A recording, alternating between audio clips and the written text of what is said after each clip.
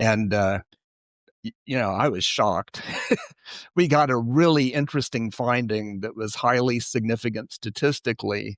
And I double checked it, triple checked it, and then reached out to Beatrice. She was very excited. And we immediately started writing it up for a paper, which was actually just accepted this week at a journal called Scientific Reports. That's amazing. Congratulations. So, how strong is the correlation that you found between the transients and nuclear tests? Let me put that two ways. So statistically, there is an 8 in 1,000 chance that this is an error, which means it's pretty unlikely that's an error.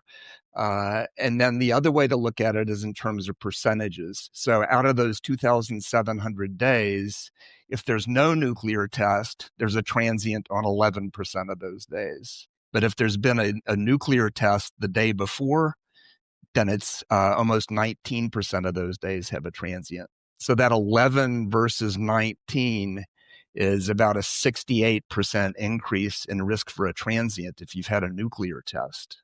And so when you're documenting all these nuclear tests, these are tests presumably at the Nevada test site, which turned into Area 51, maybe the Marshall Islands, are like those sorts of nuclear tests? And then, maybe whatever Russia was doing with the Tsar bomb and Kazakhstan, that sort of thing? Yes. That is all true. It's Kazakhstan. There's some British tests in Australia, and then the U.S. tests in New Mexico and in the Pacific. That's right. There's Woomera test range, which the head of the nuclear division actually in Australia, the Joint Intelligence Organization, was a guy named Harry Turner, and he was obsessed with UFOs. And so I think it's probably not a coincidence that he was overseeing a lot of those nuclear tests. Yeah, that's fascinating. Is there any way to geofence the transients to maybe correlate it even more tightly? I think in principle, there is the possibility of doing kind of looking at general directions, because all of these that we've looked at so far were taken from California at the Mount Palomar Observatory. There are plates from that same era that are taken at other observatories like the Vatican Observatory. And if we could get access to digitized plates from some of these other locations, I would think we'd be some ability to kind of triangulate on those days when you get a transient that coincides with the nuclear test, and may be able to identify roughly what direction that was in. So right now we haven't been able to do that, though. This would be a really big deal, I think, if the entire consensus sort of accepted it, because already you have people like Robert Hastings documenting 160 plus Q cleared ICBM security personnel, radar operators, guys at nuclear bases with no incentive to lie, no histrionic streak in their personalities. Often they're tested actually for being sound of mind. They're on what's called the PRP, Personal Reliability Program. They have to be inherently, kind of credible witnesses, and they're all seeing UFOs. And what your study does is it almost implies possibly that these are coming from space. They're not just showing up, locally at the Air Force Base. Yeah. So here's the pieces of information that I like to point out when I'm talking to people about this.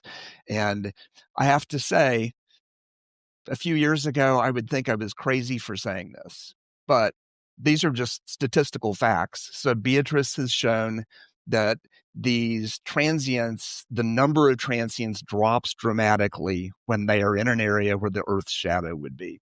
So that indicates that they are reflective objects in orbit. They're not plate defects. Our findings indicate that these things were in the sky the day after a nuclear test, and they weren't there the day before. So somehow, based on a nuclear test going off within 24 hours, you have these objects, whatever they are, appearing in geosynchronous orbit. Now, who is behind that? Where did these come from? And how can they be so close that in 24 hours they're able to be here? And I don't know the answer to that, but it really is thought-provoking to me in an existential way. Absolutely. Are there any kind of first order debunks that you've thought of when it applies to your findings? So, like the first order debunk with Beatrice would be that these are plate defects. And I think she answered that pretty substantially with, unless the plate defects are intelligently shifting themselves based on, light patterns, it doesn't really make sense, right? So do you have like a first order debunk that you've thought of or addressed or plan to address in the future? Yeah, so the things that are, and this is all pretty obvious, but the transients were identified using an automated system. It's not true AI, but it was an automated process conducted by a computer. And I know for a fact that some of those are errors because I've gone through at this point probably 100 of these transients manually, which is a lot of work, but you can compare and see why the computer thought it was a transient. And there are some things that are errors in there. So that is always a concern. But the thing is, like, for example, with the nuclear tests, I looked at the transients that were seen the day after a nuclear test, and for each of those dates that happened, I have manually confirmed that there was an actual, real, obvious transient, at least one of them, on that day. And that gave me more confidence that this isn't some weird error, some random pattern that we've capitalized on. So I know there's real transients on these days when the nuclear tests happened. But the debunk of it is it something local to the observatory, right? And what's interesting is the transients correlate not only with nuclear testing, but also show a small but statistically significant correlation with UAP reports from the general public.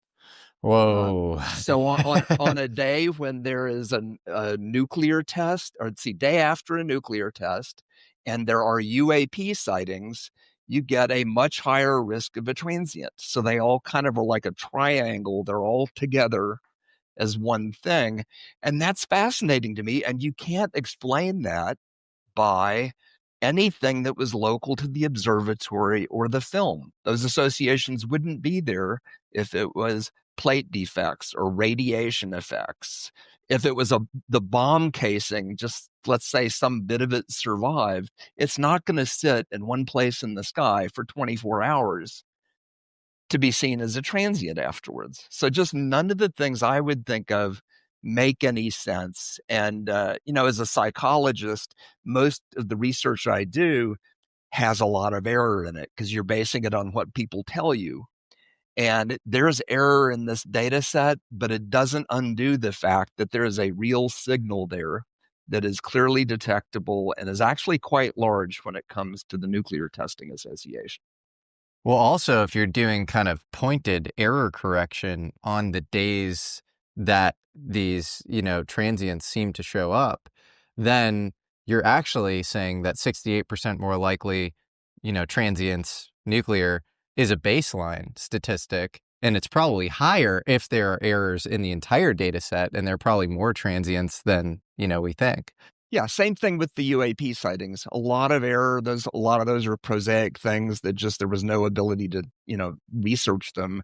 So our plan, hopefully, is to use AI to try to clean the transient data.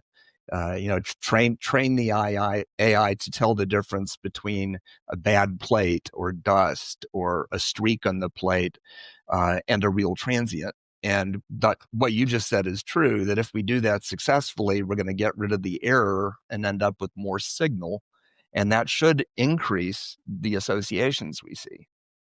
Now, and I want to mention one thing too, and this is just kind of an odd fact that I find interesting, is when we look at the data set, the last time we saw a correspondence between a nuclear test and a transient was March 17th, 1956. Okay. Now, our study goes on for an entire year after that, and there are an additional 38 nuclear tests over the course of that year. Not a single time is a transient associated with a nuclear test at that point. So it was like, well, what happened suddenly in 1956? And I was reading an article that a guy named Larry Hancock with the SCU did where they were looking at sightings of UAP at nuclear facilities, like nuclear production facilities, nuclear plants, things like that. And what they found was high levels of activity from 1949 until 1953, and then it just stopped. Even though more facilities came online, suddenly they weren't seeing UAP anymore. And it just got me thinking, it almost looks like whatever it is was showing an intelligent interest in all things nuclear up until between 53 and 56, and then suddenly wasn't anymore, at least for a while. That was kind of odd to think about. I don't know what that means, but that was intriguing. Hmm. Yeah, I'm trying to think of what happened in 56 or 57. I mean, that's when NICAP formed, which was the first civilian UFO research program. That's when the International Geophysical Year happened, where Antarctica became a no-fly zone, and a bunch of scientists, internationally met together to discuss things of this nature. So maybe there's something around that. I believe that was 56, 57. Um, Maybe. but I don't know. Yeah, and if these are, we always have to consider the possibility that there's some very odd form of plasma life. I don't know what that would be, but some organism that may give the appearance of this, that can hover in the sky and appear like a transient and might be interested in nuclear testing. But it is hard to conceive of any kind of organism that would be able to do what these things seem to do. Yeah, absolutely. So how many transients are we talking about total in this data set?